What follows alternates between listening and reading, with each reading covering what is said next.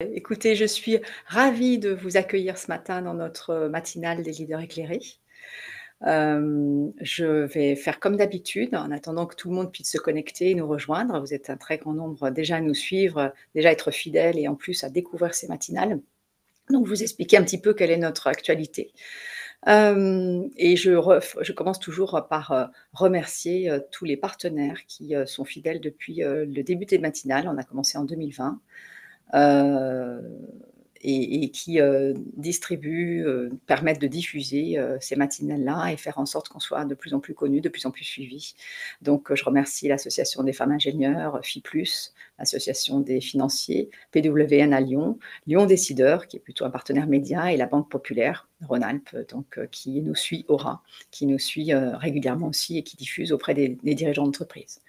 Donc, voilà, donc je me présente pour ceux qui ne me connaissent pas encore, je suis Muriel Montagné et je suis dirigeante et fondatrice du cabinet de conseil que j'ai fondé, en formation et management et organisation, qui s'appelle HMR Consulting.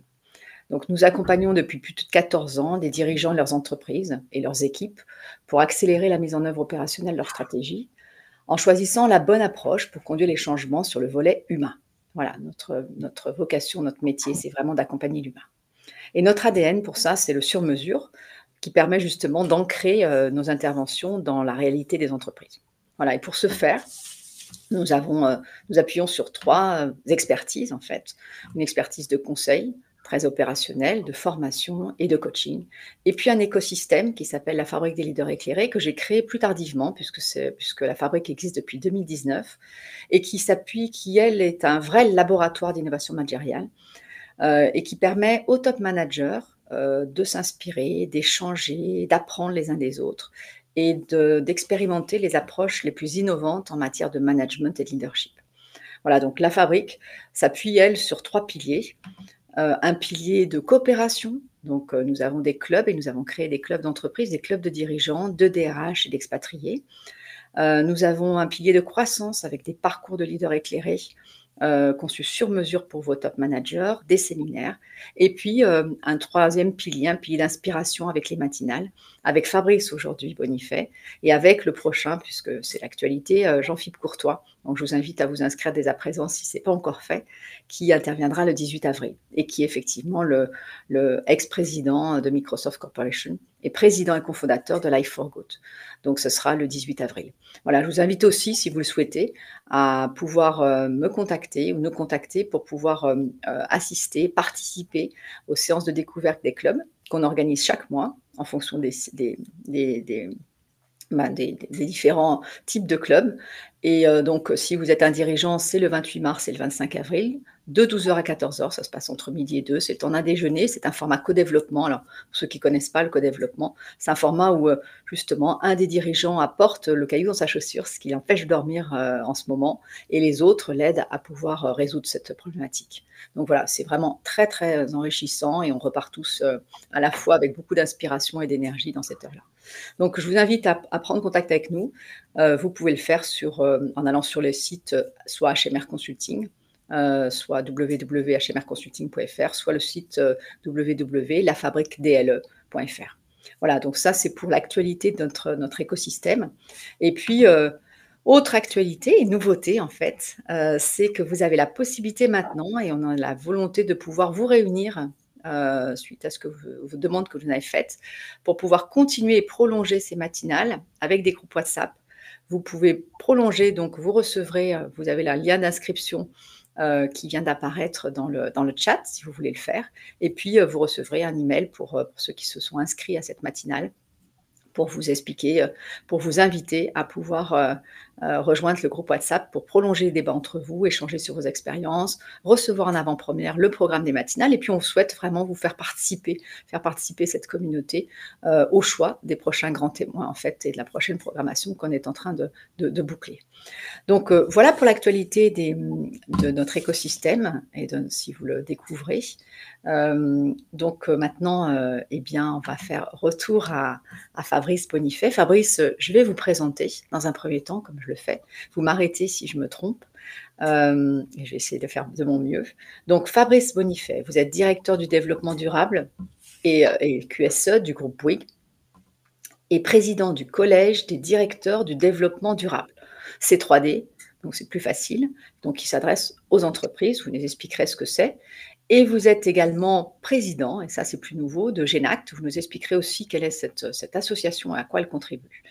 Vous êtes aussi administrateur du Shift Project, que tout le monde connaît j'imagine, et co-auteur du livre L'entreprise contributive. Donc vous coordonnez au sein de l'entreprise et du groupe Bouygues la démarche durabilité, notamment en matière de transition climatique, mais biodiversité, des achats responsables et des droits humains. Vous êtes ingénieur du Conservatoire d'Arts et Métiers et vous intervenez en tant que conférencier enseignant à Paris-Dauphine, à l'ENSAM, à l'ESTP, sur des sujets qui touchent au développement durable et à la RSE. Et du coup, c'est d'ailleurs à l'une de ces conférences, en fait, Fabrice, que nous nous sommes rencontrés. Moi, j'ai particulièrement aimé votre franc-parler, votre engagement et votre authenticité, je m'en souviens. Et alors, à la fin de cette conférence, je me souviens de vous avoir couru après. Je me disais, mais quelqu'un qui est aussi authentique, qui ne parle pas le langage, la langue de bois et qui donne les choses telles que c'est. Voilà, j'avais envie de vous inviter dans cette matinale. Donc, je vous ai couru après, vous donnez ma carte en vous disant, est-ce que vous voulez assister à une matinale? Et merci Fabrice. Quelques mois après, en fait, je crois que c'était il y a 8 ou 9 mois, vous êtes là parmi nous et donc un grand merci. Donc voilà, c'est pour ça que je vous ai demandé de venir témoigner dans cette matinale.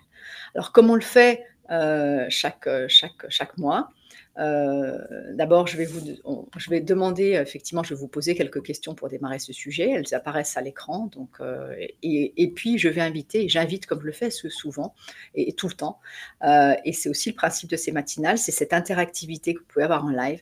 Donc, j'invite tous les gens qui nous suivent et qui assistent à ce live à pouvoir répondre, poser vos questions et n'hésitez pas dans le chat.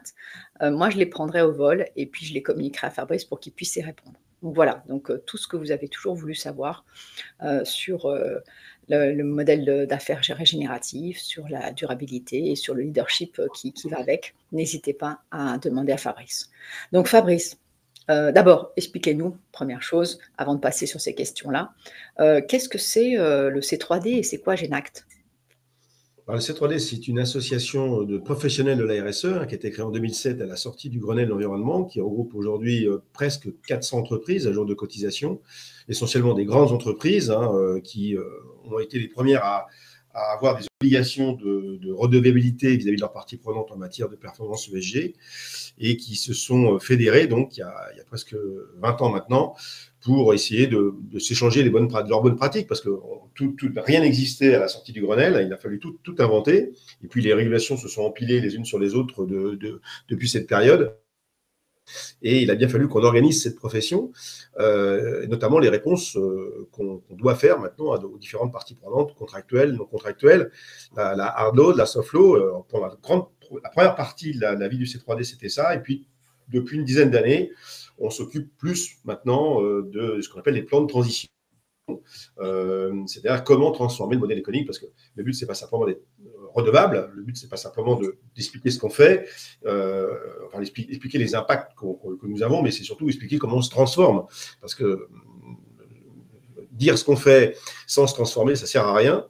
Donc, depuis quelque temps, on essaie d'accompagner nos membres dans la transformation de leur modèle économique. Donc ça, c'est le C3D. On a plein d'activités pour nos membres en fonction de leur centre d'intérêt. Donc le modèle d'affaires, la compliance, les achats, bien sûr, et puis les droits humains. Donc c'est animé par les membres eux-mêmes, et puis on se fait aider en fonction des sujets par des spécialistes, des experts. On fait beaucoup d'activités, beaucoup d'événements présentiels et digital. Voilà. Donc on a 400 membres. C'est exceptionnel d'avoir 400 membres. Donc voilà pour le C3D. Pour Genact, alors c'est plus récent. Genact, ça a été créé il y a 15 jours, même pas 15 jours, c'était il y a une semaine à l'Université de la Terre. Donc Genact, c'est une association d'individus cette fois-ci. C'est n'importe qui peut devenir Genacteur. Et Genacteur, c'est quoi? C'est agir dans sa sphère d'influence pour transformer le modèle économique de son organisation, son entreprise, publique ou privée, ou éventuellement dans sa ville, si on est un élu local, ou même pas d'ailleurs, si on est simple citoyen, mais qu'on a envie de voir advenir un projet à vigie régénératif. Donc, Genact s'appuie bien sûr sur les principes, vous l'avez compris, des modèles à visée régénérative. Donc, c'est des principes du vivant. On pourra expliquer ce qu'il y a dans les commandements, les 10 commandements de Genact. Et donc, qu'est-ce qu'on apporte dans cette association? On apporte des contenus pédagogiques, donc via les partenaires de cette plateforme, des contenus de très haut niveau pour monter en compétence sur ces sujets. Parce que beaucoup de gens ont conscience du pourquoi il faut agir, enfin pas suffisamment hélas, mais quand même de plus en plus de gens ont conscience du pourquoi il faut agir, mais ils sont souvent en désarroi sur « ok, très bien, mais comment je peux faire ?»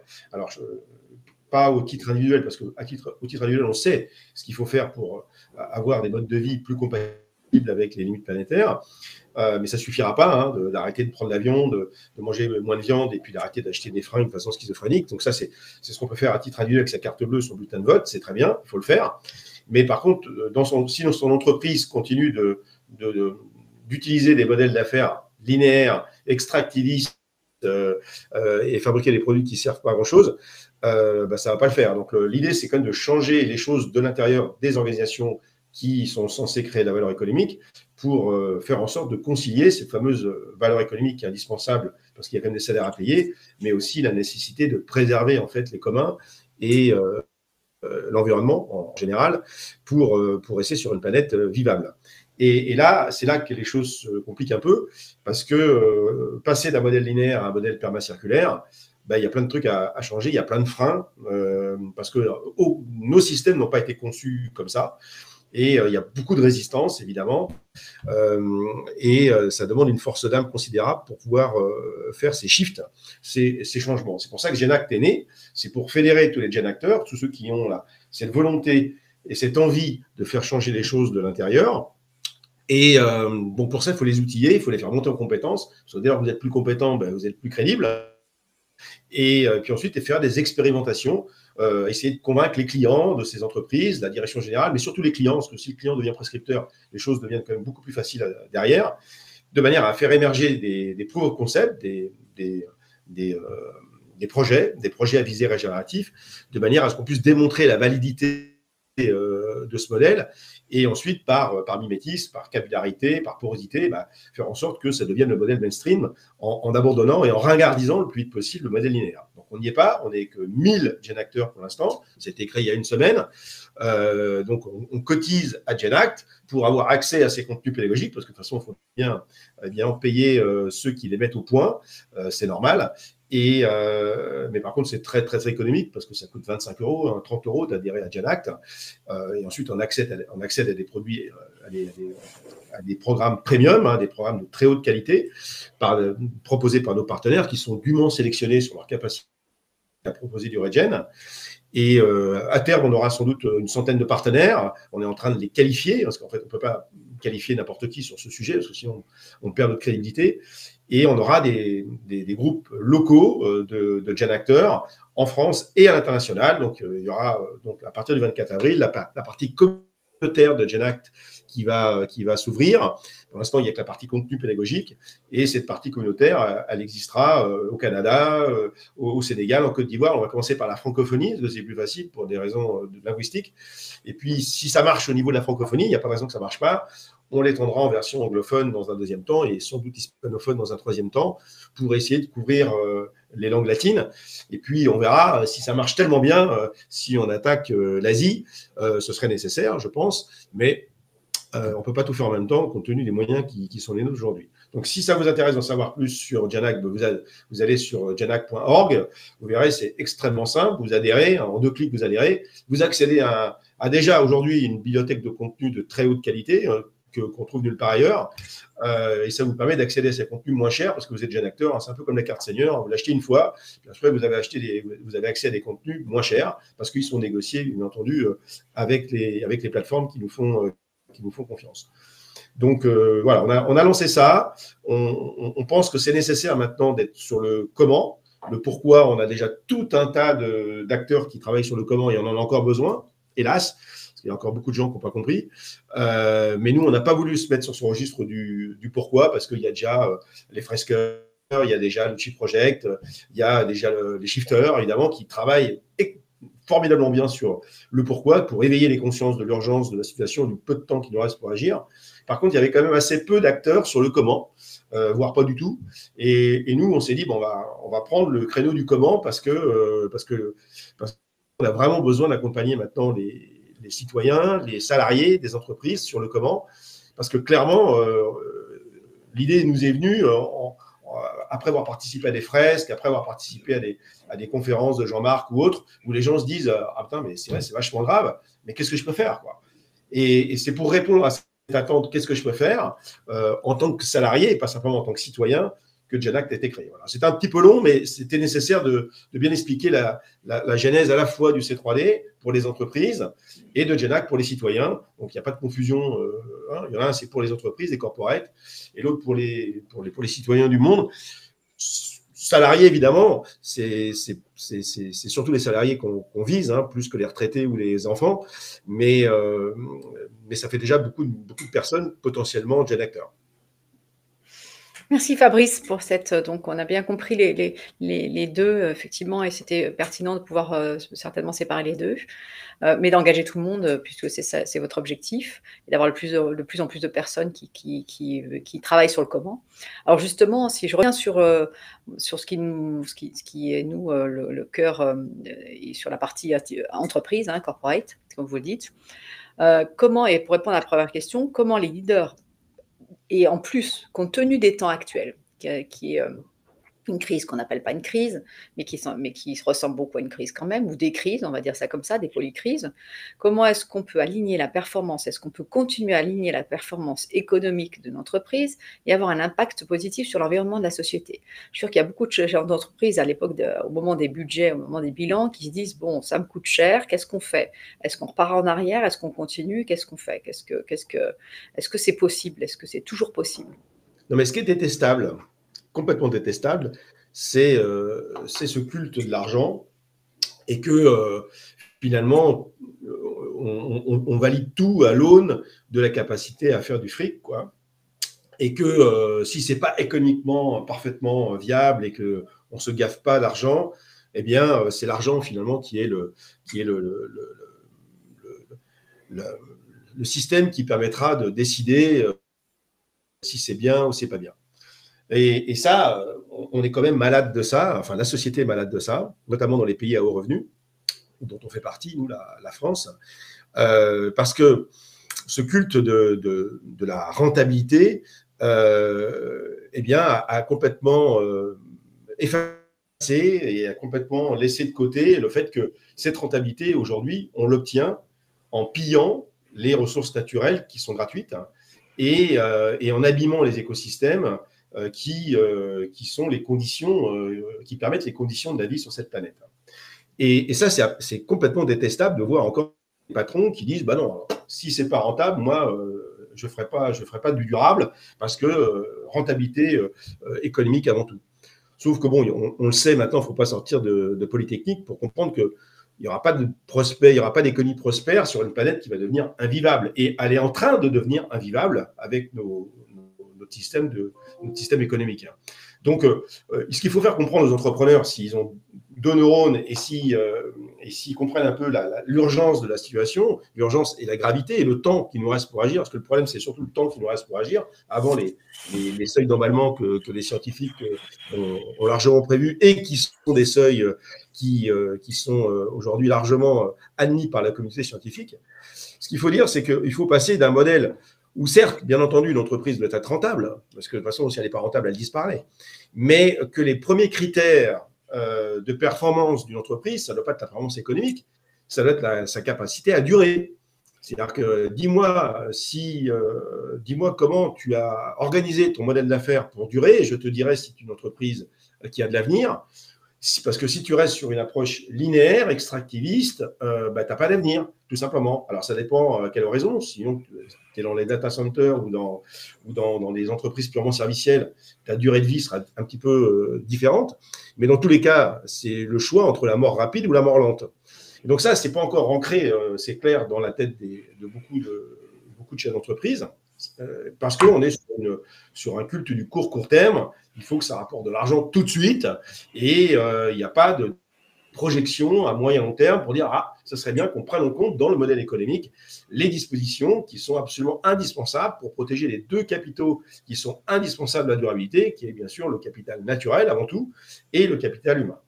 Et le capital naturel, aujourd'hui, aucune entreprise, je dis bien aucune entreprise, ne le préserve au coût de maintien, c'est-à-dire lorsqu'une entreprise, pour produire sa valeur économique, détruit le vivant, pille les matières premières. Pille, pourquoi? Parce que les matières premières sont gratuites aujourd'hui. Hein. La planète ne renvoie aucune facture associée à l'utilisation de ces métaux, de ces poissons dans les océans, de sa biomasse ou de son pétrole ou de son gaz. Toutes ces matières premières sont gratuites. Hein. C'est Mère Nature qui a produit ça. Et on fait de l'argent en utilisant ça. Mais comme on le fait d'une façon très sale, parce qu'en fait, nos capacités de production sont... Enfin, nos façons de produire sont extrêmement sales, ça produit énormément de déchets sur des approches linéaires.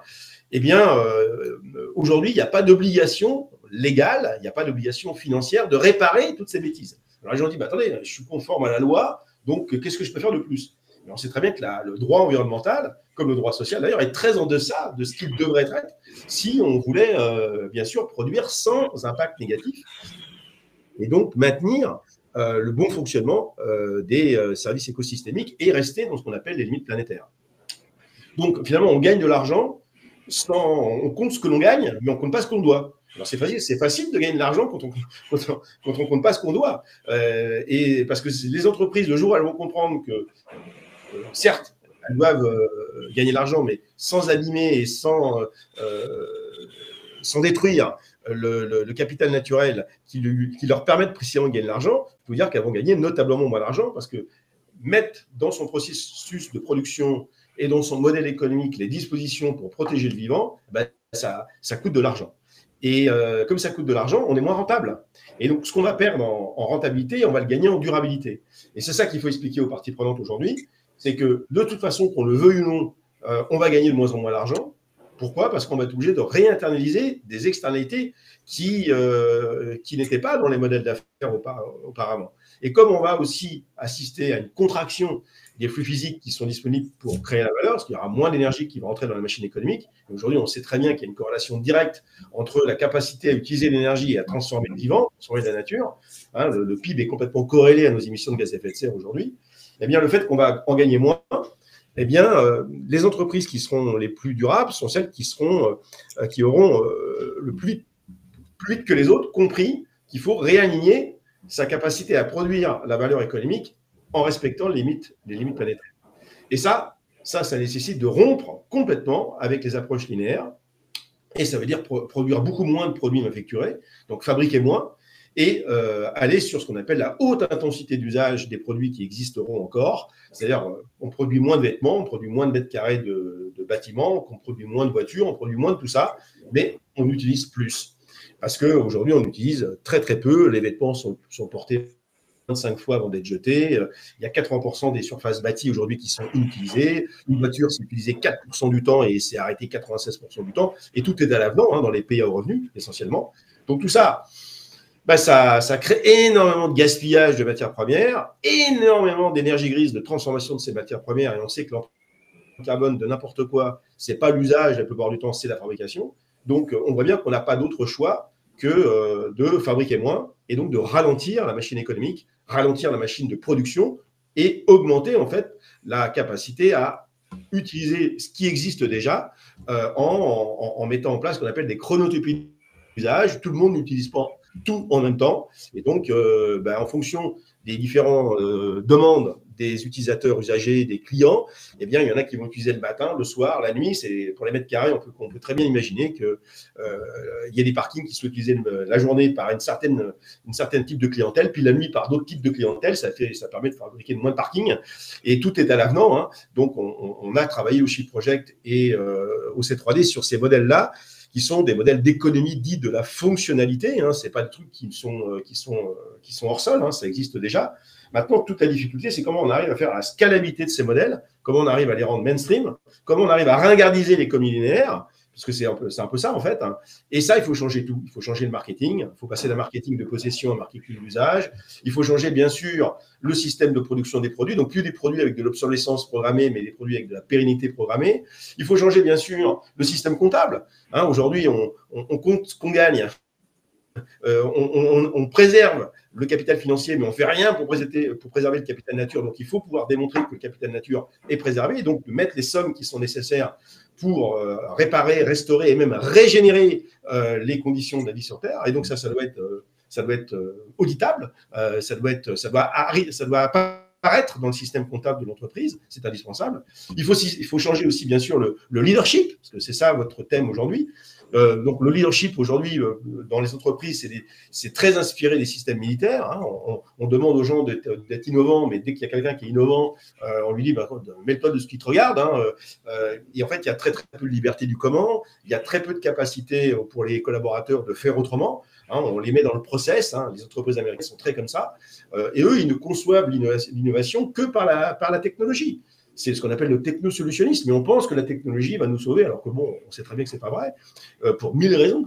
Et on sait que l'essentiel de l'innovation demain pour prendre en compte les limites planétaires, ça ne sera pas la technologie, ça sera de l'innovation organisationnelle, ça sera de ralentir la taille de l'économie, ça sera de travailler moins, tout simplement, hein, pour vivre mieux, et de changer les imaginaires, les narratifs. Aujourd'hui, on est sur des narratifs où en fait, on fait croire aux gens que le bonheur, c'est de posséder, d'accumuler tout au long de sa vie et d'avoir des choses de plus en plus grosses, d'aller de plus en plus loin, etc. Mais ça n'a jamais rendu les gens heureux, ces histoires-là. C'est juste pour nourrir la machine économique schizophrénique. Et donc, il va falloir qu'on invente d'autres narratifs pour dire, voilà, comme il faut qu'on ralentisse, on va se reconnecter à l'essentiel, c'est-à-dire au lien humain, à l'entraide, à la solidarité. C'est ça qui rend heureux les gens. Hein, c'est le capital immatériel, en fait. Hein. Et donc, c'est plus les mêmes narratifs managériaux. Hein. C'est pas putain, il faut quand même que tu produises le plus possible. Bah non, il faut que tu produises ce que tu as besoin de produire. Hein. C'est comme le lion dans la savane. Quand il a faim, il va pas niquer toutes les gazelles. Il prend celle dont il a besoin, puis après il fait la sieste et il fait des câlins. Bah, c'est ça qu'il faut qu'on arrive à faire émerger comme civilisation dans les années qui viennent. On n'a plus beaucoup de temps, de manière à pouvoir eh bien, vivre en symbiose et en équilibre avec ce que la nature peut nous donner. Aujourd'hui, on est en survitesse d'utilisation des ressources, et c'est pour ça qu'on est en déplétion de tout. Il n'y aura pas assez de métaux, il n'y aura pas assez de résilience des services écosystémiques, il n'y aura pas assez d'énergie pour transformer ces matières premières, parce que non, les ENR, les énergies renouvelables ne remplaceront pas les énergies fossiles avec la même capacité de production, c'est juste impossible. Aujourd'hui, le mix mondial, c'est 82% d'énergie fossile. On ne va pas passer de 82% d'énergie fossile en 2025 à 10% d'énergie fossile en 2050, parce qu'en fait, il faut éliminer 90%, 95% des énergies fossiles en 25 ans par des énergies renouvelables. On sait très bien que ça n'arrivera pas, pour 1000 raisons. Parce que d'abord, pour produire un 1000 mégawatts en énergie renouvelable, il faut jusqu'à 1000 fois plus de place. Il faut 10 fois plus de matériaux. Donc, les matériaux, on ne les a pas. Et puis, on n'a pas non plus les systèmes de production. Donc, tout ça, c'est des blagues qu'on raconte aux gens. La croissance verte, le découplage, c'est des choses complètement fausses. Ce sont des idéologies fantaisistes, comme le Père Noël. Et donc, il est important aussi, je pense, pour des leaders, d'arrêter de mentir. Je pense que le sujet principal, c'est d'arrêter de mentir aux gens, d'infantiliser les gens en leur disant que tout va continuer comme avant grâce à ChatGPT, grâce aux voitures électriques, aux voitures volantes, etc. Ça, c'est cette façon d'infantiliser les gens et de les tromper en leur disant « vous inquiétez pas, tout va changer, tout va rester comme… » alors que le système d'aujourd'hui, les gens, en fait, ils sont pour le progrès mais contre le changement, en fait. Ils n'aiment pas la vie qu'ils mènent la plupart du temps, mais comme ils ne connaissent pas autre chose, ils veulent maintenir quand même ce qu'ils ont, même si ce qu'ils ont, ils ne l'aiment pas. Donc, c'est un peu paradoxal, mais c'est ça la réalité. Parce qu'en fait, c'est difficile, je le dis souvent, d'expliquer le goût des fraises tant qu'on n'y a pas goûté. Et on leur dit, bah oui, mais alors, les discours des croissantistes et les entreprises à visée régénérative, ça a l'air vachement bien, mais comme on ne l'a jamais expérimenté, les gens ont du mal à appréhender, à imaginer ce que ça peut être un système qu'ils ne connaissent pas. Et donc, c'est pour ça qu'avec Genact, on veut multiplier les projets à visée régénérative, qui sont des projets enthousiasmants, qui sont des projets qui rendent heureux les gens, tout simplement, pour qu'on arrive à une masse critique de projets qui fonctionnent pour déclencher la hola du régénératif, pour que ça s'impose comme une évidence.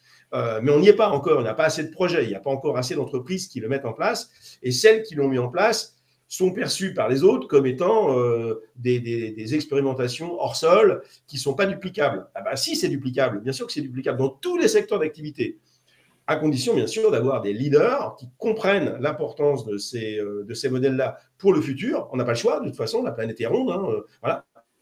Et donc, à partir du moment où c'est une obligation au-delà d'une obligation morale et de dignité, hein, c'est une obligation physique, tout simplement, parce que mathématique, il n'y a pas les ressources, donc on va pas inventer d'autres ressources. Alors, s'il y en a qui disent, on va aller chercher sur les astéroïdes, sur Mars, etc., bon, je les laisse penser ce qu'ils veulent, mais ça n'arrivera pas. Donc, on va bien être obligé de faire avec ce qu'on a, et là, on va faire avec la planète Terre, hein, et pour ça, il faut qu'on ralentisse le plus vite possible. C'est pour ça qu'il ne faut plus jamais parler de croissance, il faut parler de décroissance pour rentrer ensuite dans une logique de post-croissance. La décroissance, c'est la trajectoire, et la post-croissance, c'est la destination. Le but, c'est pas de décroître jusqu'à la fin des temps, ça n'a pas de sens, mais c'est de décroître pour revenir dans les limites planétaires. Une fois qu'on est dans les limites planétaires, c'est d'y rester, donc dans une économie équilibrée, c'est-à-dire une économie qui respecte les limites planétaires et le plancher social. C'est le donut que vous connaissez sans doute. Et c'est dans cet équilibre-là, dans ce mouvement-là qu'il faut s'inscrire. Ça n'empêche pas de vouloir, parce qu'on dit ouais, mais l'humain a toujours voulu croître, etc. Ben, faisons de la croissance spirituelle, faisons de la croissance immatérielle. Alors là, il n'y a pas de limite à la croissance spirituelle, la croissance immatérielle, mais la croissance matérielle, la croissance en termes de production de biens, le PIB, celle-là, à la limite, parce que il ne faut pas non plus avoir fait des mathématiques très longues pour savoir que 2 à 3% de croissance par an, ça veut dire qu'en une génération, vous avez doublé le PIB de l'humanité. On a 96 000 milliards de dollars. Eh bien, en 2050, on serait à 200 000 milliards de dollars de PIB, alors qu'il faudrait que dans le même temps, on divise par 10 l'empreinte carbone du PIB d'aujourd'hui. Donc, ça fait une division par 20 en 2050. Mais qui peut croire une bêtise pareille? Et si on prolonge le trait pour vous montrer l'absurdité du système sur 1000 ans, 1000 ans, après tout, c'est pas 1000 ans, ça paraît beaucoup, mais c'est pas tant que ça. Ben là, si vous faites 2 ou 3% par an, eh bien, vous multipliez votre PIB par 400 millions en 1000 ans. Donc, on aurait une économie qui serait 400 millions fois de plus importante, celle qu'on a aujourd'hui. Mais qui peut croire une connerie pareille? Ça n'arrivera pas. Donc, il faut arrêter de mentir. Je pense que le message principal, c'est d'arrêter de mentir. D'arrêter de mentir, parce que tromper les gens, c'est donner le terrain au fascisme, c'est donner le terrain à l'obscurantisme. On voit bien ce qui se passe actuellement aux États-Unis, et je suis navré de voir que beaucoup de politiques françaises continuent de raconter aux gens des choses qui ne sont pas vraies, soit par incompétence, alors ça c'est grave, soit entièrement, alors ça c'est carrément pire, parce que c'est de la manipulation, c'est... bon, voilà. Merci Fabrice. Alors moi j'ai des questions qui arrivent dans le fil et j'en ai d'autres. Alors je vais prendre celle du fil, mais auparavant, moi il y en a une, je rencontre des chefs d'entreprise tous les jours. Il y a des chefs d'entreprise qui sont réellement convaincus de ce que vous êtes en train de dire, Fabrice. Néanmoins, ils me disent, OK, mais j'ai quand même une gouvernance, j'ai quand même, je suis sous LBO, donc j'ai des actionnaires. Et ces actionnaires, eux, ils me disent, OK, tu peux le faire, mais alors il me faut un TRI qui est le même, etc. Mais oui, mais c'est ce que je vous disais. Comment vous faites, Fabrice? Comment vous faites, Fabrice? Parce que ces parties prenantes, elles sont toujours très prenantes. Vous parlez des chefs d'entreprise, mais moi, je pense qu'au-delà de ça, voilà, les chefs d'entreprise, ils ont une réalité qui est aussi qu'ils ont des investisseurs et ces investisseurs aident à l'entreprise à se développer, en fait. Ouais. Mais ils sont gourmands de dividendes, ils sont gourmands, etc. Bon, voilà, c'est une notion de prise de risque et de retour de TRI. Donc, comment on fait pour faire changer les paradigmes à ce niveau-là? Qu'est-ce que vous faites, vous, concrètement? Parce que si on ne gère pas à ce niveau-là, ça sera compliqué. Enfin, on ne peut pas taper tout le temps sur les chefs d'entreprise, sur les collaborateurs qui, eux, sont en attente. Mais comment on fait pour faire changer les paradigmes à ce niveau-là, Fabrice? Parce que j'ai l'impression que même si on ne le fait pas changer à ce niveau-là, je ne suis pas sûre que ça change un jour. Non, mais d'ailleurs, ça ne change pas. Force est de constater que ça ne change pas, parce que, je vous dis, ça rejoint ce que je vous disais tout à l'heure, on est sur le culte de l'argent, et que les gens, les investisseurs, ils veulent un retour sur investissement coûte que coûte, et ils s'en foutent des conséquences de ce retour sur investissement. Et ça, c'est pour ça qu'on ne pourra le faire que par la régulation et par la décision du peuple, tout simplement. Donc, aujourd'hui, s'il n'y a pas de régulation, on n'y arrivera pas. Donc, moi, je pense que les propositions qu'on fait au niveau de GenAct et au niveau du Chip Project, de toute façon, tout ça, c'est la même mouvance, c'est de responsabiliser pénalement les administrateurs. Donc, c'est ce qu'on va proposer dans les mois qui viennent. On va faire des propositions de loi pour dire, attendez, vous êtes administrateur, c'est vous qui validez la stratégie d'une boîte, donc c'est vous qui validez le plan de transition. Ben oui, hein, la CSRD, et même sans CSRD d'ailleurs, c'est quand même le conseil d'administration qui valide le plan de transition. Si vous validez un plan de transition et qu'on s'aperçoit au fil du temps que le plan de transition n'est pas tenu, c'est-à-dire qu'en fait, il n'y a pas une diminution en absolu, notamment des émissions de gaz à effet de serre. En absolu, et pas en intensité. Hein. Donc, toujours moins des gaz à effet de serre, quelle que soit la croissance de l'entreprise. Eh bien, vous êtes responsable pénalement. Et donc, responsable pénalement, c'est que si jamais vous ne tenez pas les trajectoires, et aujourd'hui, aucune entreprise ne peut tenir sa trajectoire, eh bien, vous irez en prison, tout simplement. Vous serez condamné. Alors là, je pense que là, ça peut changer quand même beaucoup de choses. Et c'est ce qu'on va demander. On n'a pas d'autre choix que de judiciariser cet aspect. Parce que sinon, on n'y arrivera pas. On n'y arrivera pas. Donc, il y a, dans les principes de GenAct, il y a 10 principes. Il y a déjà donc de mettre le vivant dans les conseils d'administration, c'est-à-dire mettre des représentants du vivant, ce qu'ont fait déjà quelques entreprises dans le monde, notamment Nord6 en France. Et un représentant vivant, toutes les entreprises disent « Ah, le climat, c'est important, la biodiversité, c'est important. » Puis après, on regarde la composition de leur conseil d'administration, il n'y a pas un seul administrateur qui est compétent sur les questions écologiques. C'est complètement con. Ils disent que c'est important, ils disent que c'est matériel, et en fait, ils ne passent leur temps qu'à préserver le capital financier. Mais de toute façon, c'est complètement ridicule. Donc, il faut mettre dans les conseils d'administration des personnes qui pourront défendre la préservation du capital nature. Ça me paraît complètement essentiel. Et mettre le veto, des gens qui seraient capables de mettre des administrateurs qui disent non, sur ce projet-là, ce projet n'est pas compatible avec les limites planétaires, donc on ne le fait pas. On fait autre chose. On pivote, on change de modèle, on change de libre. Ça, c'est la première chose. Ensuite, on sait très bien qu'on va gagner moins d'argent. Donc, aujourd'hui, les entreprises font de la croissance dans des pays qui sont endettés comme jamais. Hein, la France, c'est 120% de son PIB, les États-Unis, le Japon, voilà. Donc, en fait, ce qui est complètement dingue, c'est qu'on continue de faire de la croissance en empruntant sur les marchés financiers à partir du mois de septembre ou du mois d'août, on emprunte sur les marchés financiers les milliards d'euros et de dollars qui sont nécessaires pour boucler le budget. Mais c'est quoi comme principe? C'est pas de la croissance, c'est du dopage, c'est du Lance Armstrong. Donc en fait, on est en survitesse par rapport à ce que la machine économique est capable de faire, parce qu'aujourd'hui, on a atteint les limites, parce qu'il n'y a pas assez de flux physiques qui rentrent dans l'économie, parce que ces flux physiques n'existent pas, tout simplement. Hein. Et donc, je pense qu'il est important de changer d'imaginaire, et c'est ce que je vous disais tout à l'heure, et de dire aux gens, ce que je dis aux étudiants, vous allez gagner moins que vos parents, et vos enfants, si vous en avez, gagneront moins que vous.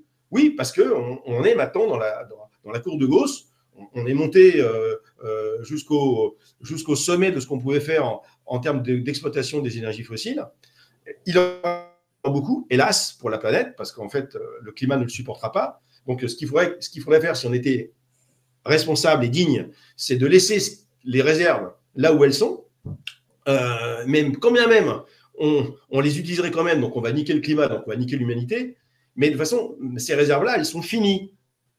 Bref, là aussi, il faut comprendre que ce sont des réserves finies. Donc, tôt ou tard, il n'y en aura plus. Donc, il va bien falloir qu'on apprenne à s'en passer. Donc, de tôt ou tard, on sera dans la partie baissière de la courbe de Gauss. Et sur le pétrole liquide, cette partie baissière, elle a déjà commencé. Et le pétrole liquide, c'est quand même 98% des transports, c'est la pétrochimie.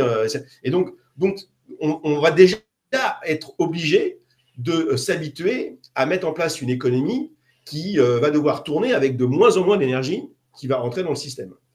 Donc, c'est une sobriété qui va être subie. Et si on ne veut pas la subir par la récession, si on ne veut pas la subir par la privation, il faut l'organiser par les changements de modèle.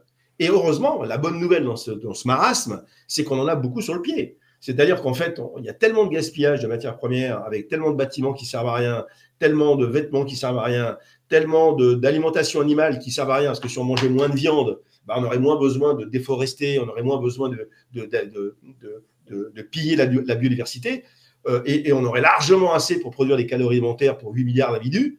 Donc, c'est pas comme si on n'avait pas de marge de manœuvre. On a des marges de manœuvre qui sont énormes. Par contre, oui, il faut réduire les inégalités entre ceux qui ont trop et ceux qui n'ont pas assez. Et pour ça, ben, c'est aussi la règle, ça. C'est la régulation dont on va avoir besoin. Moi, au début de ma carrière, on avait des différentiels de salaire entre 1 à 40, c'est déjà énorme, entre ceux qui gagnaient le moins dans une entreprise et ceux qui gagnaient le plus. Aujourd'hui, on a 1 à 200. Et aux États-Unis, ça va de 1 à 1000. Mais qui peut justifier, qu'est-ce qui peut justifier de tels différentiels de salaire entre les collaborateurs les plus à la base et les collaborateurs qui sont à la tête de ces organisations? Qui peut justifier ça aujourd'hui? Rien ne peut justifier ça. Même à l'époque des seigneurs, il n'y avait pas autant de différentiels de richesse. Donc, et de richesse économique, parce que c'est pas la richesse immatérielle, hein, ça. Hein. Donc, tout ça, ça crée du ressentiment, tout ça, ça crée des jalousies. Et on est dans une civilisation, dans une société extrêmement clivante aujourd'hui, entre ceux qui ont trop et ceux qui n'ont pas assez, et ça ne fonctionne pas. Donc, le sujet, aujourd'hui, avec GenAct, on a défini les 10 commandements de l'entreprise à visée régénérative, qui sont des principes fondateurs d'une nouvelle économie qui prend en compte les limites planétaires et le plancher social. Sur le partage équitable de la valeur. Je vous donne un exemple. C'est qui le patron de Nicolas Chaban? Il a inventé un système qui est super. Il a dit, non, celui qui devrait être le premier décideur dans une organisation, c'est le client. Le client qui donne son argent pour avoir un produit. Aujourd'hui, quand on vous donne votre argent pour acheter une bouteille de Coca-Cola, ben vous ne savez pas où va votre argent. Vous savez que ça va chez Coca-Cola, mais après, comment ça se dispatche entre les actionnaires, entre les services support, entre la production, etc. Vous n'en savez strictement rien. Hein, ce serait bien d'avoir un peu plus de visibilité quand on donne de l'argent, où ça va. Et je pense qu'il va falloir qu'on mette en place des systèmes où, quand le client donne X euros à une entreprise, mais qu'il sache précisément où va cet argent. Qui gagne quoi? Parce que quand les clients vont s'apercevoir qu'il y a peut-être 30% ou 20% de ce qu'ils donnent qui va à des actionnaires ou des fonds de pension, etc., il va dire, oh putain, mais moi, je ne vais plus donner mon argent à cette entreprise-là, qui ne fait rien pour la planète. Non, je vais le donner plutôt à une entreprise où le produit ne va pas te coûter plus cher parce qu'il y aura une meilleure répartition de la valeur économique, mais au moins, je sais où l'argent va. Et je pense que ce modèle-là, il est certainement à dupliquer à très large échelle, notamment dans tous les domaines, et pas simplement dans le domaine de l'agriculture d'ailleurs. Et puis, il y a le problème du renoncement. Moi, souvent, j'entends des gens dire on va verdir la construction, par exemple, des voitures. Ben oui, mais verdir la construction d'une voiture, si c'est une voiture de 500 kg qui est ultra réparable, qui va durer très, très longtemps, pourquoi pas? Mais verdir des tanks électriques de 2,5 tonnes et prétendre que ça, ce sont des objets écologiques, sous prétexte que c'est électrique, de qui se moque-t-on? De qui se moque-t-on? Ou de dire, là, oui, j'ai coupé les arbres de la forêt avec des tronçonneuses électriques. Mais de qui se moque-t-on? Donc, il y a des produits, il y a des services qu'on ne pourra pas rendre durables. Il faut les arrêter. Ça s'appelle renoncement. Et travailler avec les parties prenantes d'entreprise pour essayer d'être sur des secteurs d'activité, sur des solutions commerciales qui répondent à des besoins essentiels des populations sans détruire les communs. Donc, il y a une reconnexion en fait à l'essentiel parce qu'on ne pourra pas rendre plus vert l'important et l'anecdotique. On ne pourra pas rendre plus vert l'important et l'anecdotique, c'est pas possible. Donc, il va bien falloir arrêter tout un pan énorme de l'économie qui aujourd'hui sont des systèmes qui contribuent à détruire les conditions de la vie sur Terre. Et donc, c'est pas durable, ça. Donc, la difficulté de tout ça, c'est de comprendre l'urgence de la situation, d'arrêter de faire croire aux gens qu'on va pouvoir continuer comme avant, simplement avec des artefacts technologiques qui ne fonctionneront pas, arrêter d'infantiliser les gens et d'expérimenter les modèles à visée régénérative, parce que ces modèles, ils sont robustes, ils fonctionnent. Les entreprises qui les mettent en place sont des entreprises qui sont notamment plus durables, certainement moins profitables que les entreprises prédatrices, c'est vrai, mais il va falloir clairement, dans les 10 ans qui viennent, choisir entre la profitabilité destructrice avec la durabilité régénératrice. C'est ça le dilemme les dilemmes qui est devant nous. Il va falloir choisir son camp, et on verra ensuite comment les enfants qui aujourd'hui assistent à ce gâchis de matières premières, comment ils vont juger leurs parents sur leur capacité à avoir pris les bonnes décisions au bon moment, parce que je pense que beaucoup de nos enfants vont nous maudire, et au moment où les procès vont arriver, parce qu'on va rentrer dans la décennie des procès pour inaction climatique, eh bien, il y a beaucoup de gens dont on ira rechercher la responsabilité avérée pour leur lâcheté, leur cupidité et leur incapacité à avoir compris l'essentiel, parce que simplement ce sont des lâches, parce qu'en fait on en est là aujourd'hui. Hein. Donc voilà comment on essaye au travers de Genact et le C3D de faire bouger les consciences, non pas en dénonçant bêtement avec une approche purement politicienne, ça ne sert à rien, mais en apportant des solutions. Genact, c'est hyper concret. Quand vous lisez les commandements de Genact, c'est hyper concret. Je peux vous en donner d'autres si ça vous amuse. Hein. On a un commandement dans Genact, c'est d'arriver à faire émerger les modèles d'affaires issus de l'économie de la fonctionnalité. Ça paraît évident. Il faut des produits qui durent ultra plus longtemps parce qu'ils sont réparables, qui restent la propriété des entreprises, et les entreprises vendent l'usage. C'est quoi l'avantage de ça? C'est qu'un produit ultra réparable, il va durer 10, 15, 20 fois plus longtemps qu'un produit classique, jetable.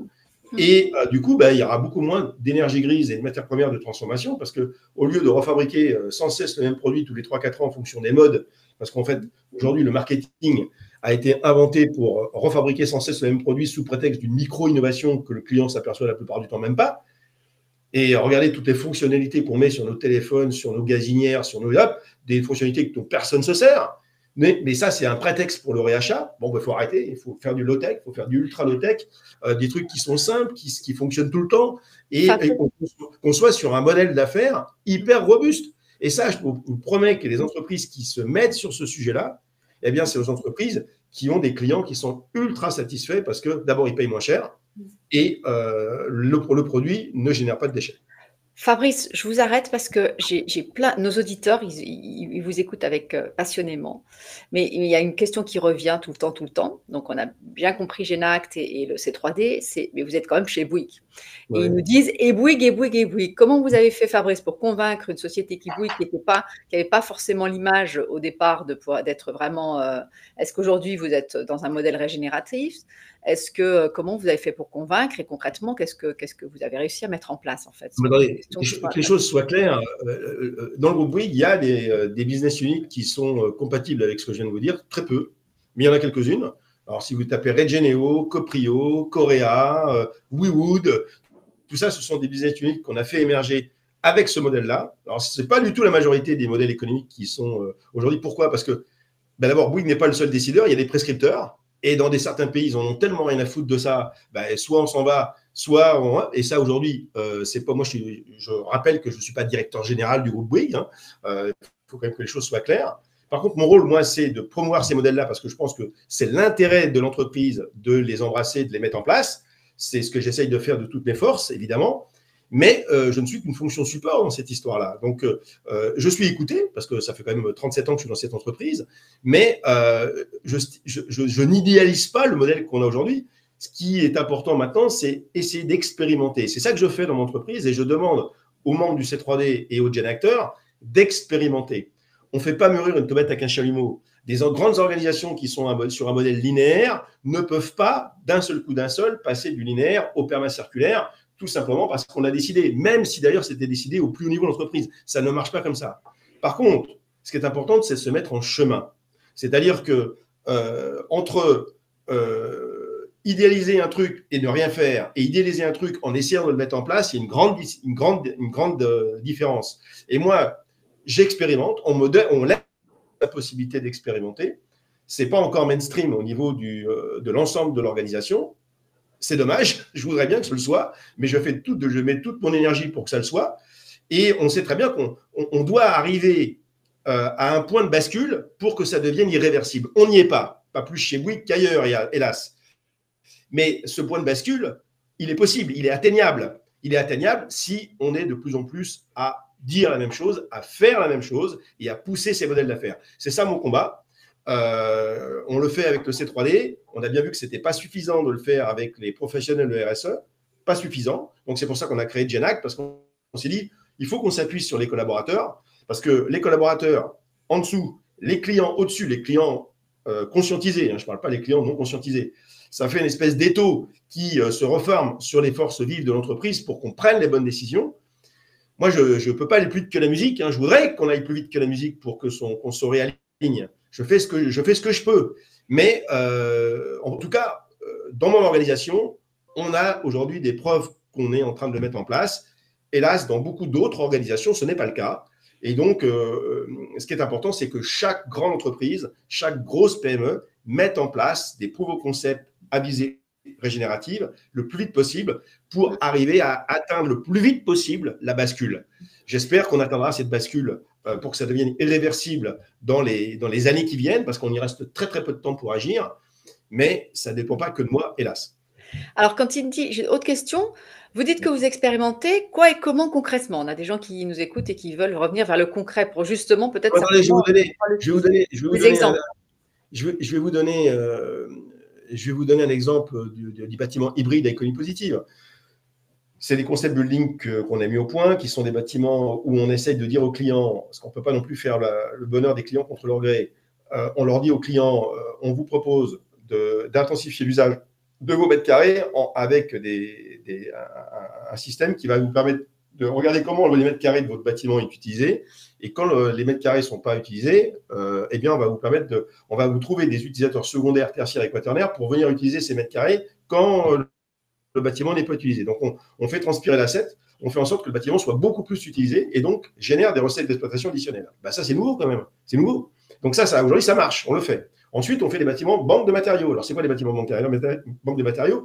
C'est-à-dire qu'en fait, on demande aux équipementiers non plus de nous vendre leur ascenseur, leur système d'éclairage, leur onduleurs, qui participent au fonctionnement du bâtiment. On leur demande d'apporter gratuitement leurs équipements et ensuite, bien sûr, quand l'équipementier reste propriétaire de son équipement, et ensuite, l'équipementier, donc celui qui a apporté l'équipement, qui a apporté l'ascenseur par exemple, est rémunéré en utilisation, en usage.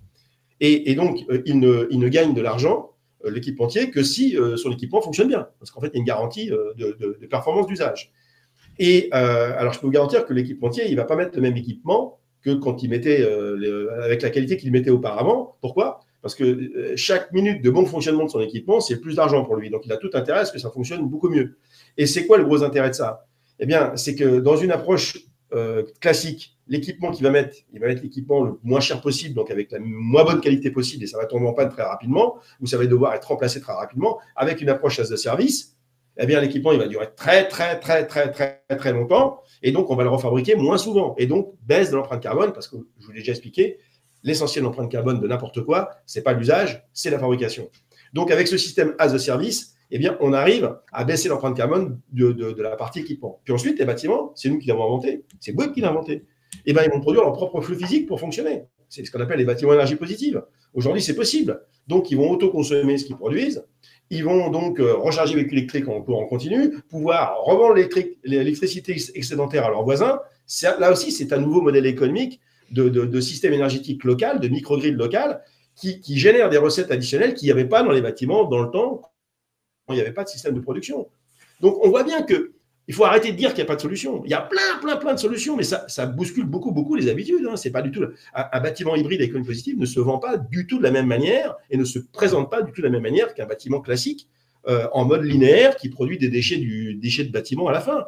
Ça n'a rien à voir, c'est beaucoup plus complexe au niveau assurantiel, au niveau ingénierie financière. Il y a le problème du BFR sur le financement des équipements en première monte, parce que les entreprises, elles ne peuvent pas se refaire la cerise immédiatement en revendant leur équipement parce qu'elles vendent un usage. Donc, ça crée aussi des problèmes financiers. Il faut trouver des relais financiers additionnels. C'est extrêmement complexe. Mais l'innovation, on voit bien que l'innovation derrière tout ça, ce n'est pas la technologie. C'est l'innovation organisationnelle, c'est l'innovation juridique. C'est ça ce dont on a besoin aujourd'hui. Ce n'est pas de plus de technologie.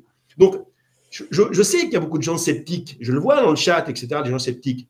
Mais moi, je ne travaille pas avec des gens sceptiques, je travaille avec des gens enthousiastes qui ont envie de trouver des solutions. Les sceptiques, ils restent dans leur médiocrité médiocrité. Il y a toujours des gens qui critiquent, ben oui, mais ça ne marchera jamais. Mais on s'en fout de ces gens-là. Ces gens-là, ils font partie des cupides, ils font partie des lâches. Nous, on a besoin de travailler avec des gens qui sont des vrais entrepreneurs, qui ont envie de mettre en place des modèles économiques qui fonctionnent réellement. Et ceux qui critiquent tout le temps, ceux qui passent leur temps à dénigrer, mais qui restent dans la médiocrité, mais qui ne viennent pas emmerder ceux qui essayent d'agir. Vous êtes toujours aussi engagé, Fabrice, heureusement, et je pense que c'est aussi ça qui fait que vous arrivez à faire bouger les lignes dans des entreprises ou dans un écosystème qui est quand même pas, qui a beaucoup de résistance en fait, comme vous le dites. Oui, il y a beaucoup de résistance, mais bon, la dignité, c'est, moi, je passe pas une minute de mon temps à essayer de convaincre un con. Un con dans mon image, ça sert à rien de convaincre les cons. Ce qu'il faut, c'est travailler avec ceux qui veulent avancer. Et je peux vous dire que dans mon écosystème, il y a des milliers de gens qui veulent avancer, des milliers. Eh bien, pour le temps qui me reste à agir, c'est de travailler avec ces gens-là. Parce que ça rend heureux. Et puis, laisser ceux qui critiquent en permanence, qui disent ben non, c'est pas possible, ça marchera jamais, ben oui, vous n'êtes pas exemplaire. Oui, on n'est pas complètement exemplaire aujourd'hui. Je le déplore, mais ça ne veut pas dire qu'il ne faut pas essayer. C'est tout. Le danger, est-ce que c'est pas, on parle beaucoup IA. Enfin, moi, depuis quelque temps, ça faisait 2 ans que j'avais construit un think tank dans lequel on disait attention, l'IA, voilà ce que c'est, voilà ce que ça va devenir, voilà ce que c'est en train de venir. Et à l'époque, on n'était pas. Et voilà les enjeux qu'il peut y avoir. Est-ce qu'aujourd'hui, le danger, c'est pas d'avoir une dichotomie? Parce qu'aujourd'hui, IA égale productivité, hein, donc on est dans ce système-là, enfin égale aussi productivité, mais progrès, oui, etc. C'est pas, il faut. Est-ce qu'aujourd'hui, il n'y a pas une. Est-ce que justement, est-ce qu'on n'a pas intérêt à. Il peut y avoir un paradoxe, hein, on peut opposer les autres, les uns et les autres, ce qui va créer des tensions, c'est-à-dire opposer les gens qui veulent, comme vous et moi, préserver la planète parce qu'on est conscient de ça, et puis ceux qui veulent, sont aussi intéressés par l'IA et qui veulent intégrer en entreprise et qui ont leurs convictions aussi. Est-ce qu'aujourd'hui, est-ce qu'il faut opposer ça au risque de pouvoir créer des tensions, ou est-ce qu'on ne peut pas faire « et » ? Dans quelle mesure est-ce qu'on ne peut pas être dans un monde de « et » pas de « ou » en fait ? Donc, vous disiez, est-ce qu'il faut opposer la préservation de la planète à la technophile? Est-ce que c'est deux paradigmes différents? Mais attendez, pouf. L'IA, comme tout le reste, comme une bagnole, comme n'importe quel outil, c'est un outil, c'est un outil de productivité, l'IA. Comme une machine, quand vous faites vos carottes râpées avec un robot électrique, vous allez y faire plus vite que si vous le faisiez à la main. Hein. C'est ça, en fait, l'IA. C'est un outil de productivité. Et pour tout outil, vous avez l'usage et le mésusage. Donc, le bon usage, c'est quand vous vous en servez et que ça apporte véritablement un plus à la fois aux clients et au bien commun, il n'y a pas de raison de s'en passer. Les gens, pour justifier l'IA, aujourd'hui, ils disent souvent, l'IA, c'est formidable, ça permettra de mieux détecter les cancers. Alors, l'IA, pour mieux détecter les cancers, moi, j'applaudis. C'est très bien. D'ailleurs, ce qui serait bien, c'est d'ailleurs qu'on mette en place des modèles de société qui permettent d'éviter que les cancers arrivent. Ce serait beaucoup mieux qu'essayer de les soigner, d'ailleurs, accessoirement. Hein, parce que si on arrêtait de polluer comme des malades, on aurait moins besoin de soigner les cancers parce qu'il y aurait moins de cancers. Je pense qu'on ferait mieux de faire beaucoup plus de prévention que de justifier de la technologie pour faire de la curation. Là aussi, il faut faire preuve d'un petit peu d'intelligence sur ces sujets. Bon, admettons qu'il y ait des usages intéressants avec l'IA. Utilisons l'IA. Moi, je ne suis pas contre l'IA. Par contre, regardez ce qu'on fait de l'IA aujourd'hui. On fait des films porno, on enlève toute la création artistique parce que on pille ce que les artistes font par eux-mêmes.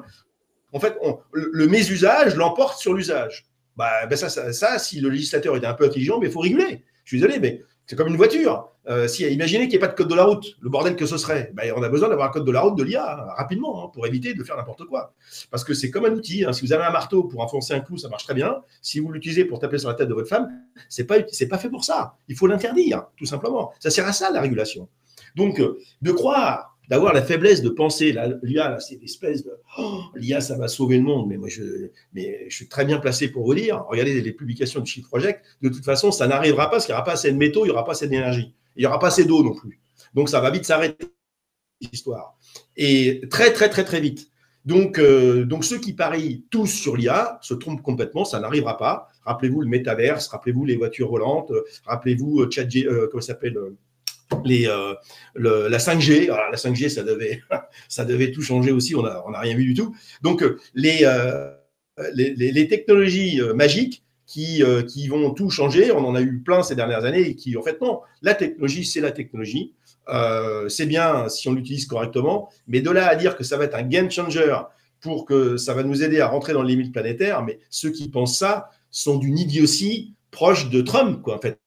On est à ce niveau-là, quoi, pour vous dire à quel point il est con. Hein. Rappelez-vous que c'était lui quand même qui voulait soigner une Covid en respirant d'eau de Javel ou éteindre l'incendie de Notre-Dame en mettant un Canadair. On est sur ce niveau-là, hein, au niveau des platistes. Il faut savoir qu'il y a quand même 60% des électeurs de Trump qui pensent que le lait chocolaté vient des vaches marrons. Donc, quand on est à ce niveau de bêtise, eh bien, on ne peut rien faire contre ces gens-là. On ne peut rien faire. On ne peut que travailler avec les gens qui ont envie d'avancer et qui ont un petit peu de techno-discernement, qui ont un petit peu de culture, qui ont un petit peu de connaissances, et d'essayer de travailler avec ces gens-là, parce que les autres sont irrécupérables, tout simplement.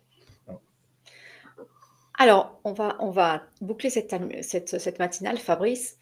Moi, ce que je retiens en conclusion, et ce qui me parle beaucoup, c'est que la transformation, ce qu'on est en train de vivre, c'est, alors je le réduis pas, mais c'est une transformation à l'échelle humaine. Moi, je parle de transformation d'entreprise puisque c'est notre métier d'accompagner. Comme toute transformation, ça commence par un changement de mindset. Et c'est ça, ce que vous disiez, le pourquoi en fait. Hein. Le pourquoi, c'est si les gens sont ouverts à ça, ils sont précurseurs, ils vont changer. Il y a ceux qui changent, qui sont les convaincus de la première heure, comme tout changement. Il y a ceux qui sont les réfractaires, qui n'ont pas du tout envie de changer. Et puis, comme toute entreprise, il y a le ventre mou qui se dit je change pas, je change pas. Donc ça, c'est la vie quotidienne d'une transformation.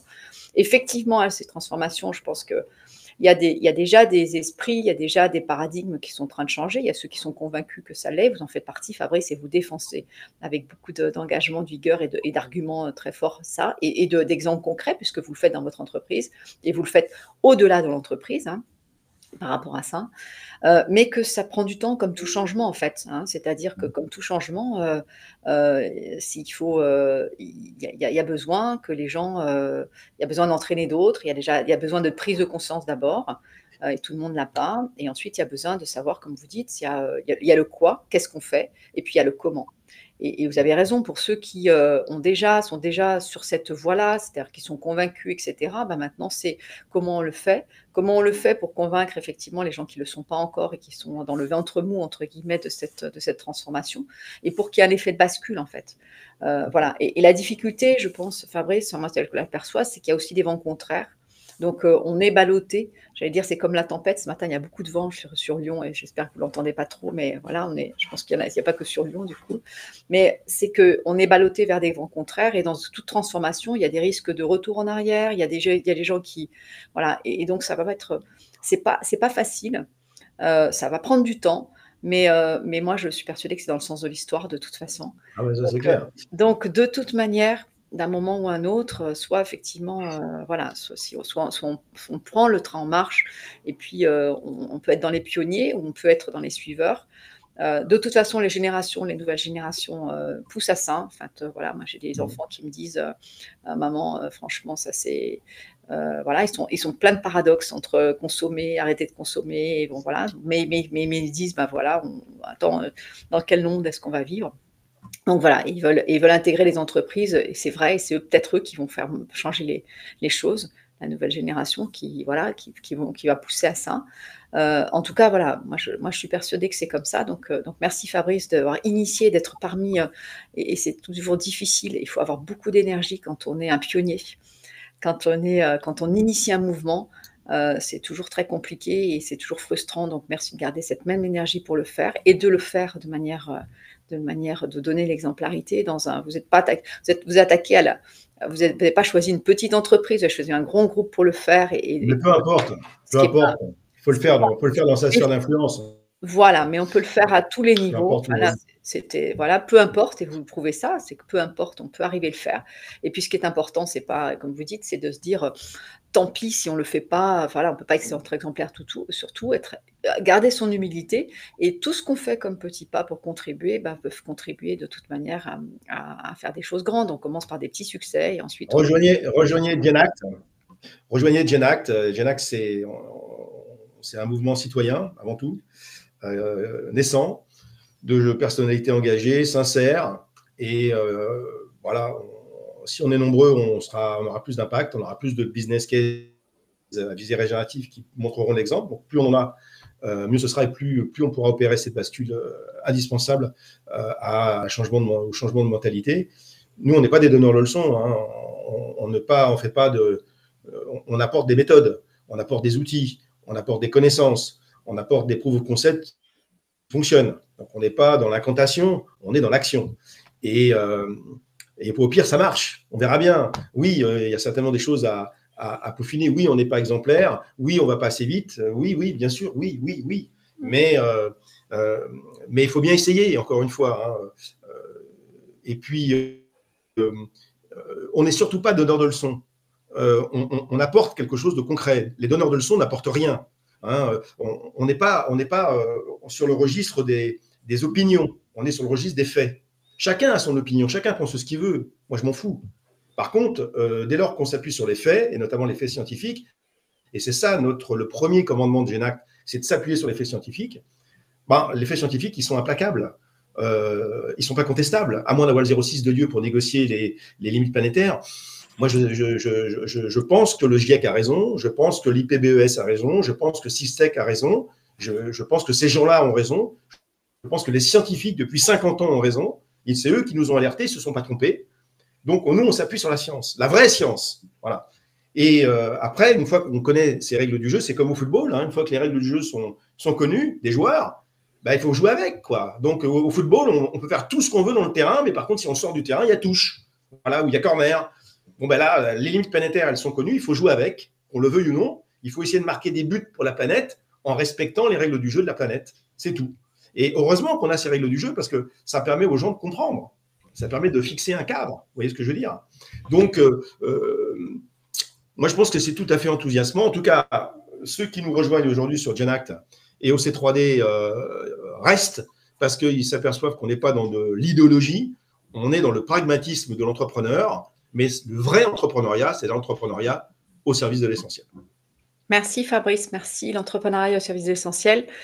Ce qui se joue, c'est, pour moi, ce qui se joue, c'est pas la planète, c'est l'humanité, Fabrice. Parce que derrière la civilisation.